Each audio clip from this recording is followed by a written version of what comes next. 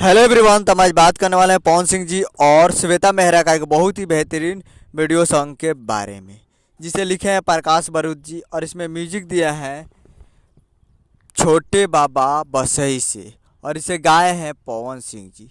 और वीडियो में है पवन सिंह जी और श्वेता मेहरा जी, जो कि आपको स्क्रीन के ऊपर दिखाई दे रहा है। जिस सॉन्ग का टाइटल रखा है जारा बीएस गर्मी, जारा बीएस गर्मी रखा गया है। तो काफ़ी बेहतरीन वीडियो सॉन्ग होगा और काफ़ी ज़बरदस्त टाइटल रखा गया है। जारा और गर्मी दोनों को मिलाकर ये सॉन्ग को बनाया गया है और ये कमिंग सून है और बहुत ही जल्द आप लोगों को देखने को मिलेगा DRJ records Bhojpuri YouTube channel पे। कौन सा channel? DRJ records. DRJ records एक हिंदी वाला चैनल भी है और ये भोजपुरी वाला चैनल है। DRJ records Bhojpuri YouTube channel search मारिएगा, आपको मिलेगा।